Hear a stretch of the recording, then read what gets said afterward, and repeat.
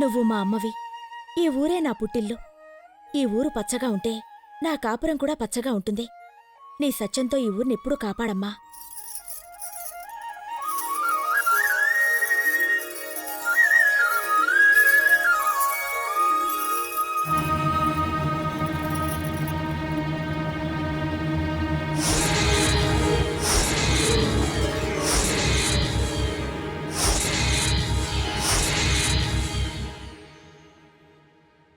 అమ్మా, అందరూ బయట ఎదురు చూస్తున్నారు, రండమ్మా.